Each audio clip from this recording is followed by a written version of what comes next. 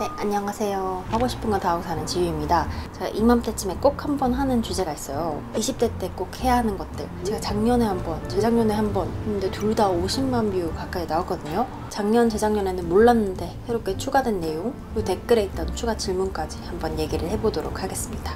30 전에 하면 인생이 바뀌는 것들. 그 첫 번째는 거절에 익숙해지기. 유사 상품으로 실패에 익숙해지기. 제가 최근에 들은 말 중에 굉장히 인상 깊었던 말 중에 하나가 저보고 회복 탄력성이 메모리 폼 수준이라는 거예요. 제가 어떤 제안을 했고 그쪽에서 거절했는데 제가 정말 쿨하게 그럼 어쩔 수 없죠 하고 넘어갔다는 거예요. 보통 근데 사람들은 부정적인 피드백을 받을까봐 먼저 이렇게 하는 거 있죠. 선 제안, 요청, 더 나아가서는 고백, 이런 것들. 제가 그런 것들에 대한 두려움이 없는 것 같다라고 또 칭찬을 해주셔서 집에 오는 길에 좀 생각을 해봤는데 진짜 이거 잘만 체득을 하면 인생이 치트키가 될 수 있겠다라는 생각을 문득 하게 됐어요.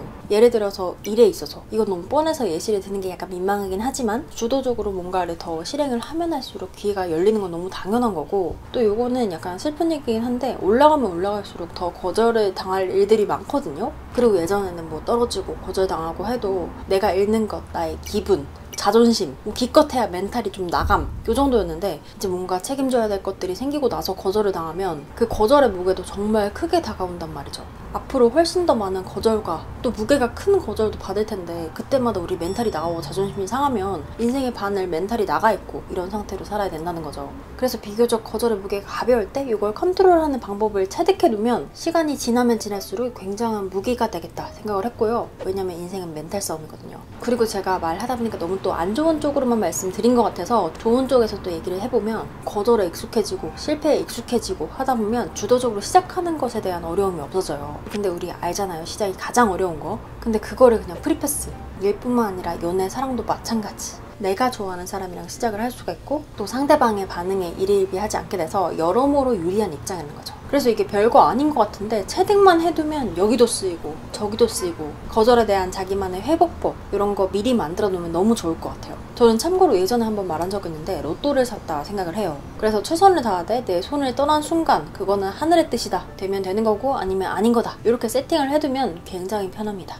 그 다음 두 번째는 타인의 시선에서 벗어난 나만의 선택 해보기. 이것도 굉장히 중요해요. 발표 한번 하고 갈게요.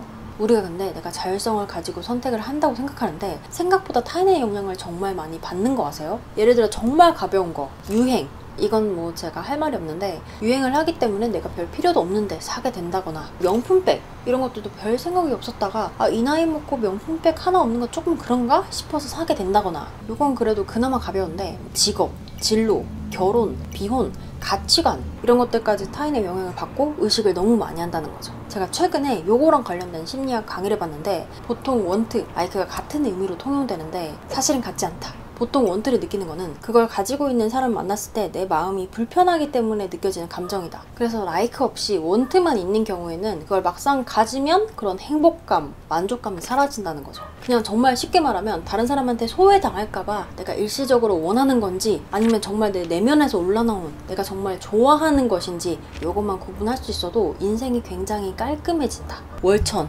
파이어족, 경제적 성공, 다른 사람들 다 하는데 나만 안 하니까 불안하죠. SNS에 자랑샷 올라오는 거 사실 별 생각도 없었는데 여기저기서 다 올리면 나만 안 하는 것 같죠. 그래서 정말 내가 그걸 찐으로 좋아하는가, 아니면 정말 타인의 욕망을 나도 욕망을 하는 건가, 정말 나의 찐 목소리를 듣는 작업이기 때문에 진짜 내가 원하는 방향대로, 내가 행복한 방향대로 갈 수가 있어요. 그리고 말 나온 김에 이거는 조금 다른 얘기긴 한데 그래도 마저 해보면 타인의 기대에서 벗어난 선택도 한번 해볼 필요가 있어요. 저도 그랬었고 이 상황에 있는 분들이 많을 것 같은데 부모님의 기대 때문에 나는 이미 이걸 아니라는 걸 아는데 계속 하는 거. 저 같은 경우는 부모님이 계속 꾸준히 공부를 하길 원했어요. 뭐 석사, 박사 이렇게 오래 공부를 하길 원했는데 공부를 한 내가 알잖아요. 뇌의 성능이 내가 정말 잘 느껴지잖아요. 근데 아무리 봐도 나는 공부 체질이 아닌 것 같은데 이걸 계속 해야 되나? 우리 부모님의 매몰 비용 어떡하지? 이러면서 고민이 정말 많았어요. 근데 그때 처음으로 과감하게 부모님이 원하는 방향이랑 정말 다른 방향으로 한번 가봤는데 그때 그 선택이 제 인생을 정말 많이 바꿔놨거든요. 그래서 그때 당시는 되게 불효라고 생각했고 부모님의 기대를 충족하지 못한 못하는 것에 대해서 죄책감도 있긴 했었는데 결과적으로 봤을 때 되게 잘한 선택이었고 나중에 엄마도 되게 좋아했었거든요. 우물이나 고민 상담 받아보면 이런 고민들 정말 많은데 일시적으로 조금 죄송하지만 부모님이 원하는 방향이랑 내가 원하는 방향이랑 다르다면 그걸 깨고 나와서 나만의 선택을 해보셨으면 좋겠어요. 그 선택들이 지속되다 보면 남들을 위한 인생이 아니라 찐 나의 인생을 살게 됩니다.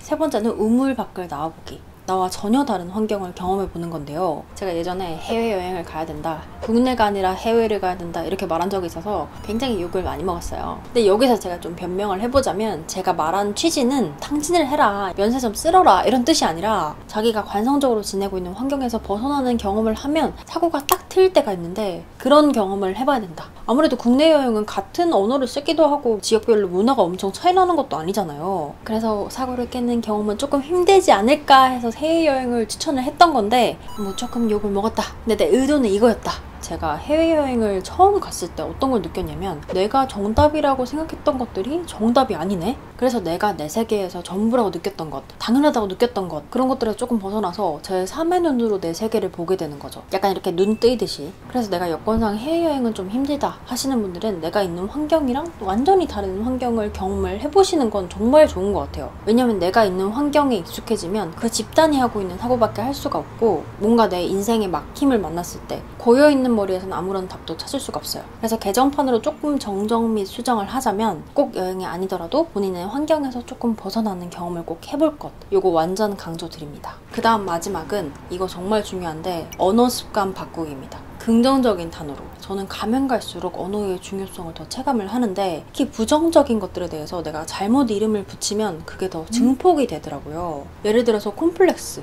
제가 예전에 Q&A에서 누가 외모 콤플렉스를 물어보셔가지고 머릿결이라고 답한 적이 있는데 사실 근데 이거에 막 큰 생각이 없거든요. 또 물어봐 주셨는데 제가 거기다 대놓고 저는 외모 콤플렉스 같은 거 없습니다 이러면 재수없잖아요. 그래서 별 타격도 없고 급조로 이걸 넣었었는데 그때 그렇게 말을 하고 나서 신경이 쓰이는 거예요. 그리고 또 권태기. 우리가 살다 보면 좀 피곤할 때도 있고 일시적인 감정일 수도 있는데 그거를 권태 이렇게 이름 붙여버리니까 큰 생각 없었는데 갑자기 권태기를 맞게 되는 거죠. 노잼 시기도 마찬가지. 별 생각 없었는데 노잼이란 단어를 붙이니까 진짜 내 인생이 노잼이 된 것 같은 거예요. 그리고 제가 또 느낀 게 하나 있는데 유튜브 제목 있죠. 그게 마케팅적으로 부정적인 단어를 사용하면 사람들이 클릭을 더 많이 한다는 거예요. 그래서 긍정 표현을 쓰는 것보다 절대 하면 안 되는 것, 초보들이 하는 실수, 인생이 꼬이는 과정 이런 걸로 제목을 해봤거든요.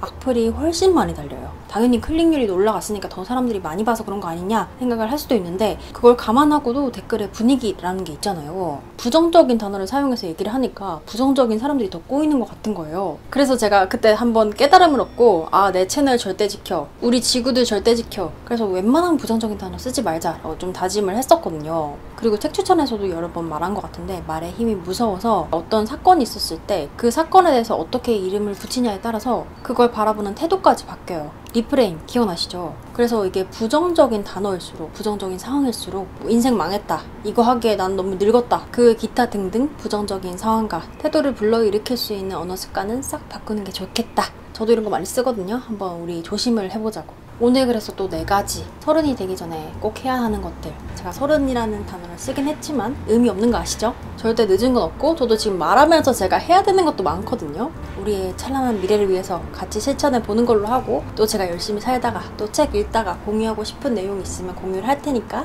구독, 좋아요. 저는 또 다음 영상으로 돌아오도록 하겠습니다. 여러분 안녕.